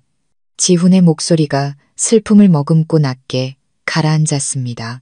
하지만 복수를 위해 하나씨 어머니는 약을 써서 그를 영원히 남자 구실을 못하게 만들었어요. 아버지처럼 오만하고 체면과 혈통을 중시하는 남자에게는 그게 죽음보다 더 고통스러운 형벌이었을 겁니다. 저는 깜짝 놀랐습니다. 박 회장이 숨겨왔던 비밀, 그의 증오의 원인이 바로 이것이었군요. 그럼 당신은요? 저는 그의 두 다리를 보았습니다. 당신 사고도 이 일과 관련이 있나요? 지훈은 오랫동안 침묵했습니다. 그는 찻잔에 차를 따랐습니다. 뜨거운 김이 피어올라 그의 얼굴을 흐릿하게 만들었습니다. 그 일이 있고 나서 아버지는 미쳐 날뛰기 시작했어요. 모든 분노를 주위 사람들에게 쏟아냈죠. 제 형, 민주는 어릴 때부터 후계자가 되기 위해 교육받았고 사생아인 저를 항상 무시했어요. 그놈은 우리 모자의 존재가 모든 비극의 원인이라고 생각했죠. 한 번은 말다툼 끝에 그놈이 고의로 저를 계단에서 밀어버렸어요. 제 온몸이 차가워졌습니다. 그렇다면 그에게 비극을 안겨준 사람은 다름 아닌 친형이었던 것입니다. 권세 있는 가문이지만 그 속은 이렇게 썩어 문드러지고 잔인했다니. 왜 저한테 이런 얘기를 해주는 거예요? 제가 갈라진 목소리로 물었습니다. 지훈은 찻잔을 내려놓고 고개를 들어 제 눈을 똑바로 쳐다보았습니다. 그의 깊고 검은 눈에는 제가 이전에 본 적 없는 감정이 담겨 있었습니다. 하나씨가 오해하는 걸 원치 않으니까요. 이 결혼은 당신 어머니의 계획도 복수극도 아니에요. 그의 목소리는 단호했습니다. 이건 제가 한 겁니다. 당신이요? 제가 멍하니 되물었습니다. 그게 무슨 뜻이에요? 그는 바로 대답하지 않았습니다. 그저 저를 조용히 아주 깊고 오랫동안 바라보았습니다. 마치 제 현재의 껍데기를 꿰뚫고 아주 오래전에 묻혀버린 무언가를 찾으려는 듯이. 혹시 햇살 보육원 기억나요? 그가 갑자기 아주 낮고 부드러운 목소리로 물었습니다. 햇살 보육원이라는 네 글자는 마치 열쇠처럼 제 마음속 먼지 쌓인 기억의 문을 갑자기 열어젖혔습니다. 햇살 가득한 마당, 꾀죄죄하고 마른 아이들, 빵 한 조각 때문에 벌어지던 다툼과 싸움. 그 모든 이미지가 갑자기 밀려왔습니다. 그곳은 제가 항상 잊으려 애썼던 과거의 일부, 그다지 행복하지 않았던 어린 시절의 한 부분이었습니다. 어떻게 그곳을 알아요? 제가 더듬거리며 물었습니다. 심장이 이상할 정도로 세게 뛰기 시작했습니다. 지훈이 희미하게 미소 지었습니다. 차갑거나 비꼬는 듯한 미소가 아닌 진짜 미소였습니다. 그 미소는 그의 얼굴을 환하게 밝혔고 이상하게도 따뜻했습니다. 나도 아주 오래전에 그곳에 있었으니까요. 제 머리가 핑 도는 것 같았습니다.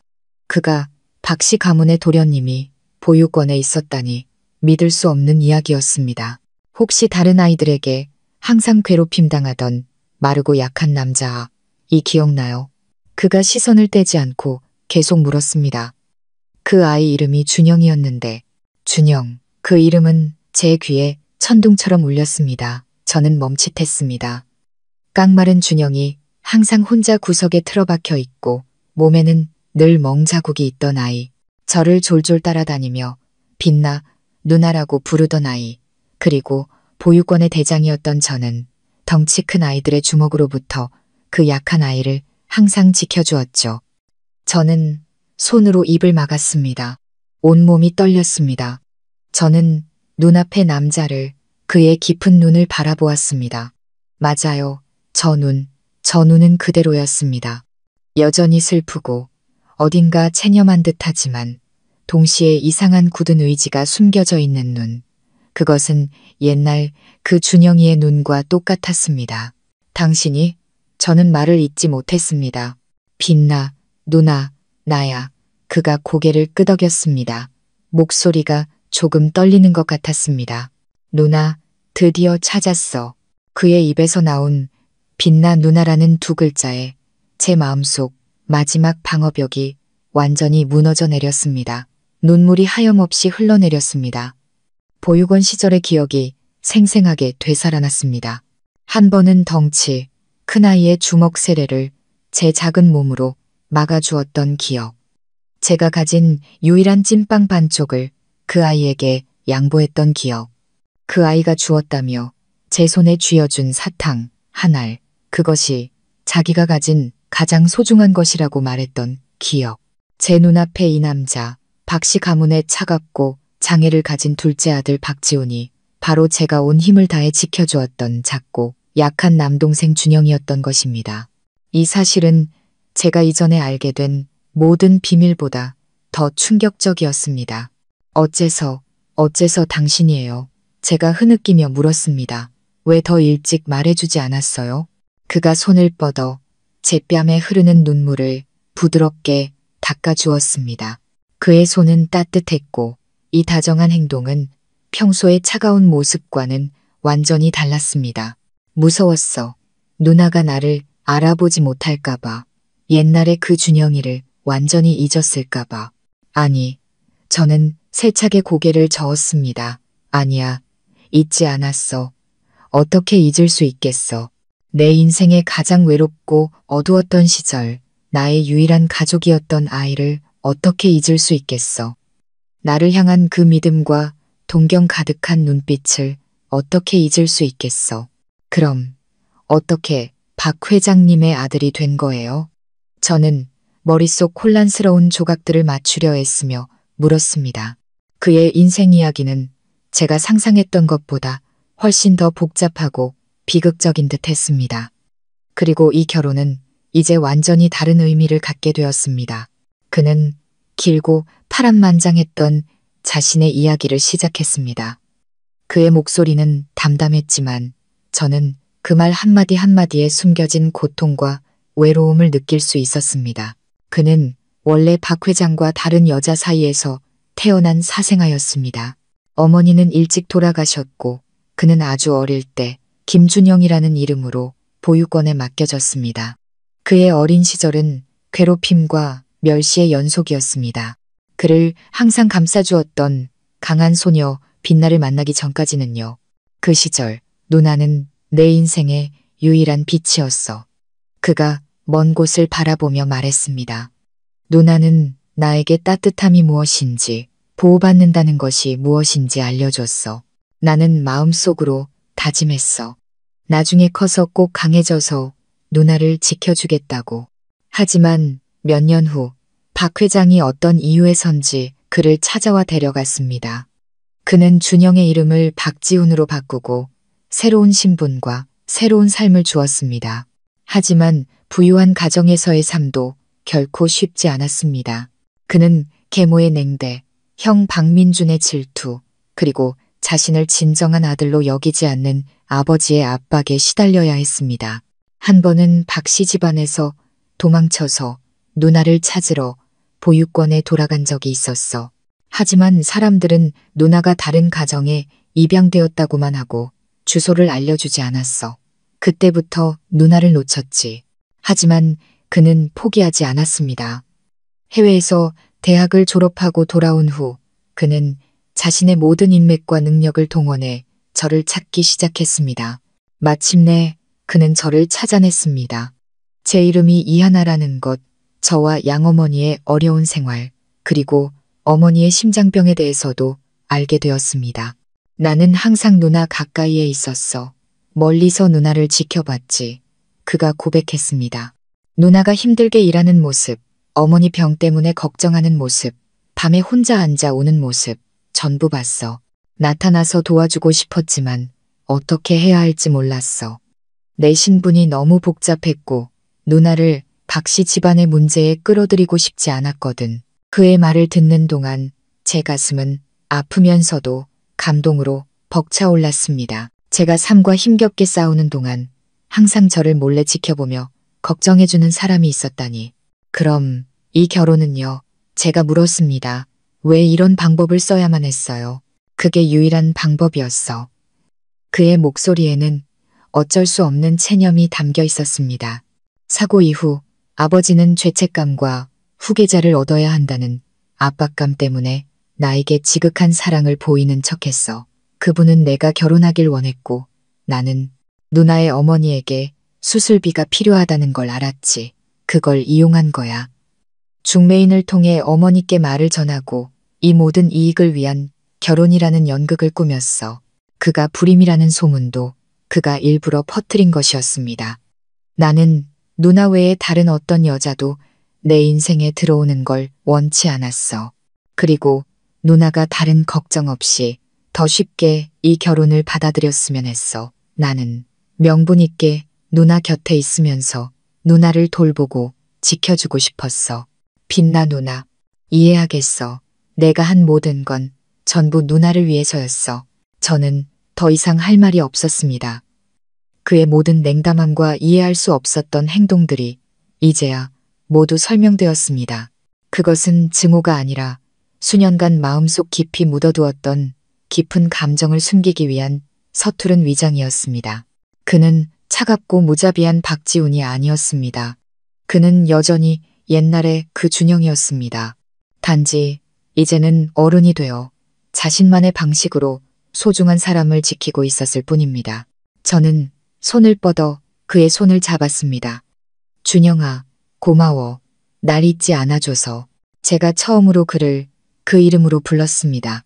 그는 멈칫하더니 제 손을 꽉 잡았습니다. 그의 눈에 눈물이 반짝이는 것이 보였습니다. 이전 세대의 원한, 부유한 가문의 음모, 모든 것이 뒤로 물러나는 것 같았습니다. 이 순간 우리는 그저 빛나와 준영, 세상의 풍파 속에서 마침내 서로를 다시 찾은 두 고아일 뿐이었습니다. 그날 이후 저와 지훈, 아니 준영의 관계는 완전히 달라졌습니다. 우리 사이의 얼음장 같던 벽은 허물어졌고 그 자리에는 서로에 대한 이해와 따뜻한 감정이 피어났습니다. 그는 더 이상 저를 하나 씨라고 부르지 않고 제 이름을 불렀습니다. 가끔 단둘이 있을 때면 저를 빛나라고 불렀습니다. 그럴 때마다 제 심장은 달콤하게 떨렸습니다. 하지만 제 마음속에는 아직 풀리지 않은 의문이 하나 남아 있었습니다. 바로 민준의 약혼녀 서연의 존재였습니다. 저를 향한 준영의 마음을 알게 되었지만 저는 여전히 그가 그녀에게 보냈던 복잡한 눈빛을 잊을 수 없었습니다.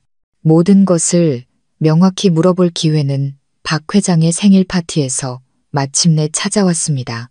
파티는 이전 가족 모임보다 훨씬 더 성대하게 열렸습니다. 저와 준영은 함께 등장했습니다.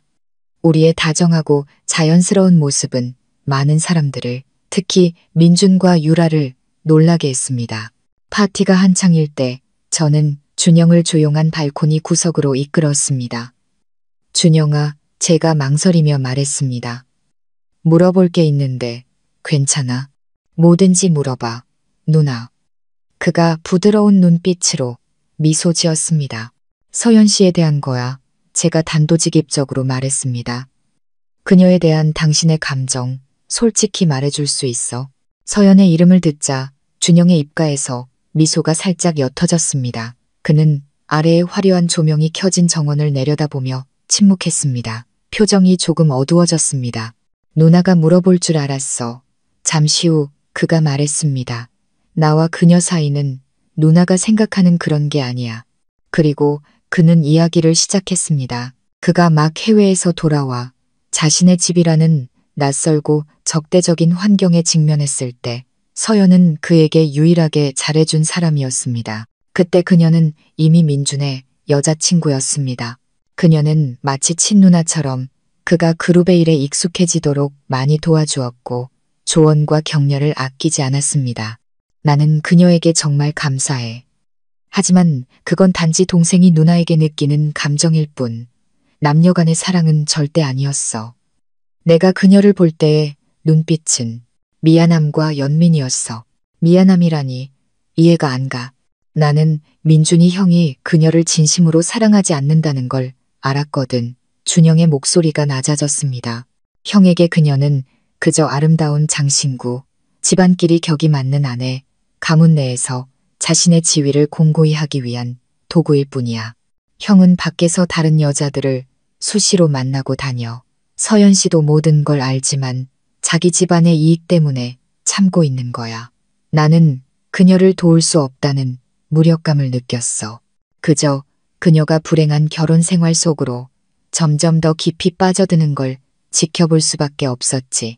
그럼 그날 테이블 밑에서 그녀가 했던 행동은 저는 여전히 약간의 의심이 남아 있었습니다. 준영이 한숨을 쉬었습니다.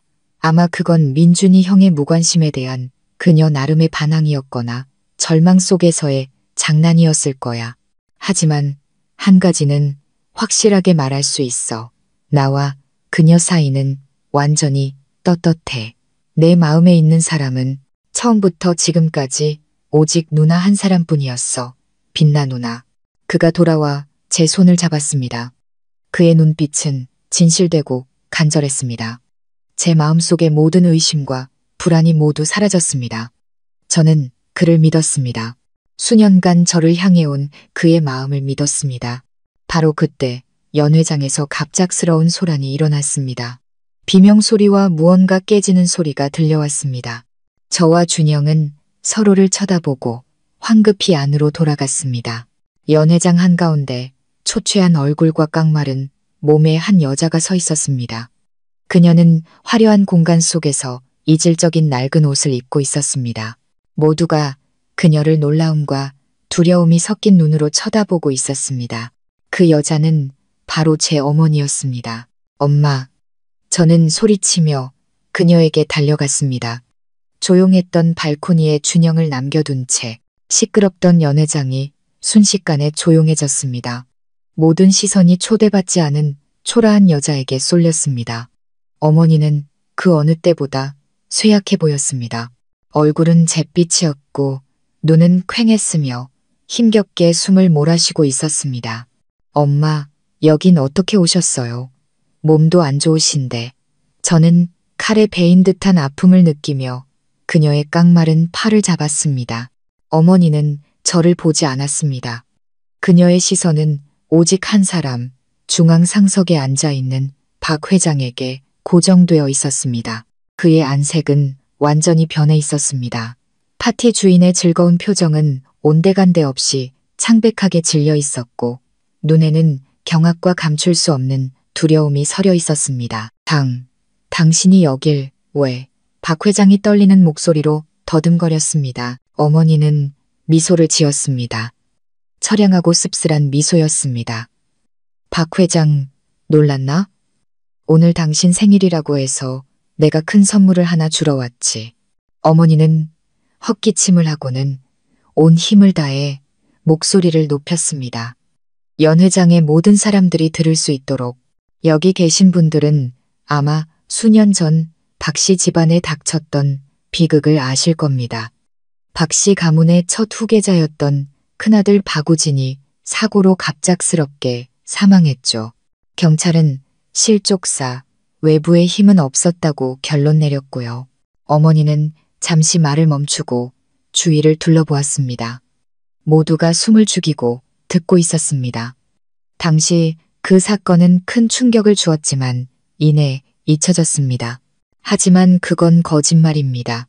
어머니의 목소리가 단호해졌습니다. 박우진은 스스로 넘어져 죽은 게 아니에요.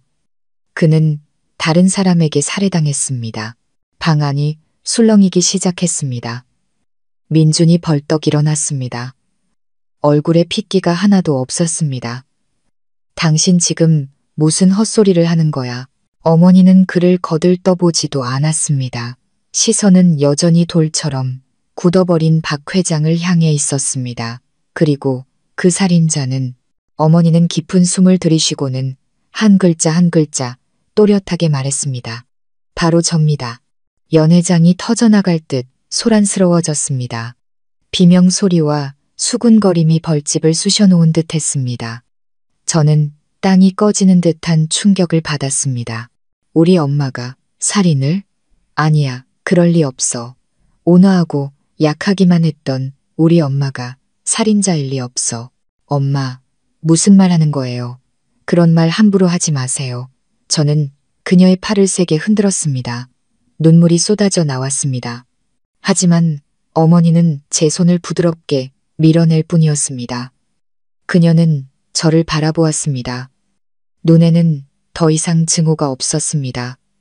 오직 다정함과 끝없는 슬픔만이 가득했습니다. 하나야, 내 딸, 미안하다.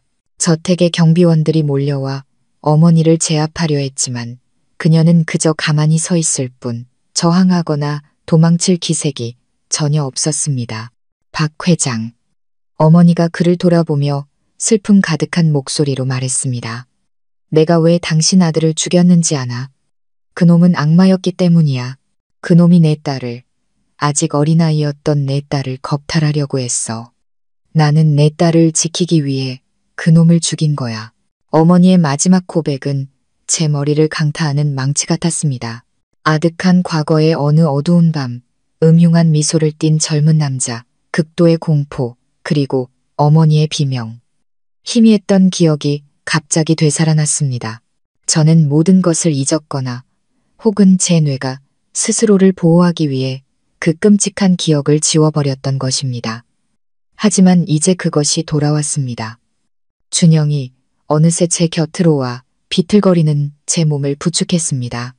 그는 제 손을 꽉 잡아주며 약간의 온기를 전해주었습니다. 경찰이 곧 도착했습니다.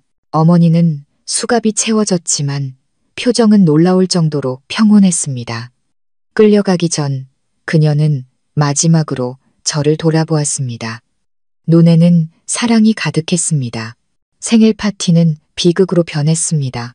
과거의 모든 원한, 가장 어두운 비밀들이 운명적인 하룻밤 사이에 모두 빗속으로 드러났습니다. 어머니는 조사를 받기 위해 구금되셨습니다. 과거의 사건이 다시 수면 위로 떠오르며 여론을 뒤흔들었습니다. 저와 준영은 최고의 변호사를 찾아 사방으로 뛰어다니며 어머니의 죄를 조금이라도 감형받게 하려 했었습니다.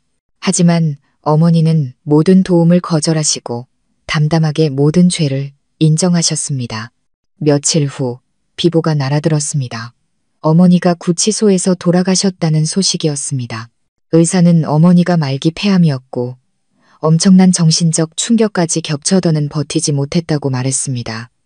어머니는 법의 심판을 받기 전 조용히 눈을 감으셨습니다. 저는 넋이 나간 사람 같았습니다. 연이어 닥친 충격에 거의 쓰러질 지경이었습니다. 장례식 내내 준영은 항상 제 곁을 지켰습니다. 그는 저를 대신해 모든 일을 처리하며 묵묵히 저의 든든한 버팀목이 되어 주었습니다. 모든 일이 어느 정도 정리된 후 저는 어머니와 함께 살았던 낡은 집으로 돌아왔습니다. 익숙한 온기와 어머니의 유품을 조금이라도 더 느끼고 싶었습니다. 어머니의 낡은 옷장을 정리하던 중 저는 장롱 깊숙한 곳에 숨겨진 작은 나무 상자를 발견했습니다. 그 안에는 누렇게 변한 편지 한 통이 들어 있었습니다. 어머니의 익숙한 글씨체가 보였습니다. 사랑하는 내 딸 하나에게. 저는 떨리는 손으로 편지를 열었습니다. 하나야, 네가 이 글을 읽을 때쯤이면 엄마는 아마 이 세상에 없겠구나. 너무 슬퍼하지 마라. 엄마는 너무 힘든 삶을 살았단다. 떠나는 것이 오히려 엄마에게는 해방이란다. 아마 너는 이제 모든 것을 알게 되었겠지. 엄마의 과거, 박 회장, 그리고 엄마가 저지른 죄에 대해서도 너에게 숨겨서 미안하다. 네가 증오 속에서 자라게 하고 싶지 않았어. 하지만 그날 밤 엄마가 조금만 늦었더라면 내 인생은 그 짐승 같은 박우진에게 짓밟렸을 거야. 엄마는 그놈을 죽인 것을 후회하지 않는다. 유일하게 후회되는 것은 너에게 온전한 삶을 주지 못했다는 것뿐이야. 엄마는 수십 년간 죄책감과 두려움 속에서 살았어. 이 병은 아마도 엄마가 받아야 할 벌이겠지. 하나야, 내 결혼에 대해 엄마를 원망하지 마라. 네가 돈 때문에 결혼했다고 생각하는 걸 알지만 그게 아니란다, 딸아. 너 혹시 아니? 보육원의 그 준영이가 바로 지금의 박지훈이란다. 엄마는 아주 오래전에 우연히 이 사실을 알게 되었어. 그리고 그 아이가 너를 단 한 번도 잊지 않았다는 것도. 그 아이는 수년간 너를 몰래 지켜보고 보호해왔단다. 너를 향한 그 아이의 마음은 진심이야. 엄마는 내가 오래 살지 못할 거라는 걸 알았어. 엄마가 죽고 나서 너를 돌봐줄 사람이 없다는 게 유일한 걱정이었지. 너를 준영이에게 시집 보낸 건 엄마가 가장 믿는 남자에게 내 유일한 딸을 맡기는 것이었단다. 그 아이가 평생 너를 사랑하고 지켜줄 거라는 걸 엄마는 알아. 그 예단비는 네가 안심하고 이 결혼을 받아들일 수 있도록 하기 위한 핑계였을 뿐이야. 하나야, 과거의 모든 원한은 잊어버리렴. 그리고 준영이 곁에서 엄마 목까지 행복하게 살아다오. 사랑한다, 내 딸. 저는 편지를 가슴에 꼭 껴안았습니다. 눈물이 멈추지 않았습니다. 하지만 이것은 고통의 눈물이 아니라 이해와 연민의 눈물이었습니다. 어머니가 하신 모든 일은 그것이 옳든 그르든 저를 향한 끝없는 사랑에서 비롯된 것이었습니다. 어머니는 자신의 목숨과 명예를 모두 바쳐 저를 지키고 제 행복한 미래를 계획해 주셨던 것입니다. 엄마, 이제 알겠어요. 전부 다 알겠어요. 어머니의 고백과 죽음은 박 회장에게 큰 충격을 주었습니다. 그날 이후 그는 10년은 더 늙어 보였습니다. 과거 아들을 잃은 고통, 자신의 과오에 대한 죄책감, 그리고 평생 증오했던 원수가 사라진 데서 오는 공허함. 이 모든 것이 그의 건강을 빠르게 갉아먹었습니다. 어머니의 장례식이 끝나고 불과 일주일 후 어느 날 아침 가정부가 잠든 채 숨져 있는 박 회장을 발견했습니다. 그는 조용히 세상을 떠났습니다. 권력으로 가득 찼지만 비극과 원한으로 얼룩졌던 한평생을 그렇게 마감했습니다. 박씨 가문 수장의 죽음은 다시 한번 큰 파장을 일으켰습니다. 하지만 모두의 관심사는 그의 유언장과 뒤따를 재산 싸움이었습니다. 장남이자 명목상의 후계자였던 민주는 의기양양했습니다. 그는 장례식장에서 슬픈 척하면서도 마치 한성그룹 전체를 손에 쥔 듯한 더이만만한 표정을 감추지 못했습니다. 유언장 발표는 장례식이 끝난 직후 가문의 개인 변호사 사무실에서 진행되었습니다. 관련된 모든 사람들이 참석했습니다. 저와 준영, 민준, 유라, 그리고 박 회장과 오랫동안 별거해 온 법적인 아내까지. 방 안의 공기는 극도로 팽팽했습니다. 민주는 등을 꼿꼿이 세우고 자신감 넘치는 표정으로 앉아 있었습니다. 유라는 구석에 움츠려 앉아 초조하고 긴장된 기색이 역력했습니다. 나이든 변호사는 서두를 마친 후 가장 중요한 부분으로 바로 들어갔습니다. 저의 모든 재산, 즉 한성그룹의 지분, 모든 부동산, 은행 예금 및 기타 가치 있는 자산은 제가 사망한 후 단 한 사람에게 상속될 것입니다. 민준이 입꼬리를 살짝 올렸습니다. 하지만 변호사의 다음 말에 그의 미소는 얼굴 위에서 굳어버렸습니다. 그 사람은 바로 제 아들 박지훈입니다. 방 안은 무서울 정도의 침묵에 휩싸였습니다. 민준이 가장 먼저 그 침묵을 깼습니다. 말도 안 돼. 그가 책상을 치며 벌떡 일어나 소리쳤습니다. 뭔가 착오가 있는 거 아닙니까? 장남이자 합법적인 후계자는 저라고요. 저 사생아, 자식이 무슨 자격이 있단 말입. 변호사는 침착하게 안경을 고쳤으며 유전자 검사 결과지 한 장을 내밀었습니다. 민준 도련님, 회장님께서 돌아가시기 전에 실시한 DNA 검사 결과에 따르면 도련님과 회장님은 친자 관계가 성립되지 않습니다. 회장님의 유일한 친아들은 바로 여기 지훈 도련님이십니다. 또 하나의 폭탄이 터졌습니다. 민주는 충격에 비틀거리며 의자에 주저앉았습니다. 친아들이 아니라니, 그럼 그는 누구의 아들이란 말인가? 옆에 앉아있던 계모도 얼굴이 하얗게 질려 고개를 숙인 채 아무도 쳐다보지 못했습니다. 그녀의 어두운 비밀이 마침내 드러난 것입니다. 유라 양과 민준 도련님께는 회장님께서 각각 빌라 한 채와 생활에 충분한 정도의 지원금만 남기셨습니다. 그 외에는 아무것도 없습니다. 변호사가 덧붙였습니다. 민준은 완전히 무너졌습니다. 수십 년간 누려온 부와 명예, 후계자라는 자부심, 모든 것이 하룻밤 아침에 연기처럼 사라졌습니다. 유라도 흐느끼기 시작했습니다. 한성그룹이라는 거대한 제국은 그 모든 원한과 죄와 함께 이제 준영의 어깨 위에 모두 얹히게 되었습니다. 햇살 가득한 어느 오후, 저와 준영은 어머니와 박 회장의 묘를 함께 찾았습니다. 두 사람의 묘는 교회의 한적한 묘지에 그리 멀지 않은 곳에 나란히 자리 잡고 있었습니다. 한평생의 원한은 마침내 한줌 흙 아래 묻혔습니다. 우리는 오랫동안 조용히 서 있었습니다. 부드러운 바람이 풀과 나무 향기 그리고 보기 드문 평온함을 싣고 불어왔습니다. 그 사람 원망스러워. 제가 조용히 침묵을 깨며 물었습니다. 준영은 아버지의 이름이 새겨진 비석을 바라보았습니다. 그의 눈빛은 복잡했습니다. 전에는 그랬어. 우리 모자를 버린 것 때문에 원망했고 가족을 주었지만 사랑은 주지 않은 것 때문에 원망했지. 하지만 지금은 그냥 불쌍하다는 생각만 들어. 그가 저를 돌아보며 제 손을 잡았습니다. 그분이 말년에 나에게 사랑을 보이는 척했던 건 사실 나를 아껴서가 아니었어. 외로웠기 때문이야. 그분은 모든 걸 잃었잖아. 사랑했던 여자도, 남자로서의 자존심도, 가장 기대했던 아들까지도. 나는 그저 그분이 기댈 마지막 지푸라기였을 뿐이야. 자신의 공허함과 후회를 메우기 위한 존재. 그 사랑은 사실 이기심이었어. 준영의 말에 저는 많은 것을 깨달았습니다. 그는 모든 것을 꿰뚫어 보았고 내려놓는 법을 선택한 것이었습니다.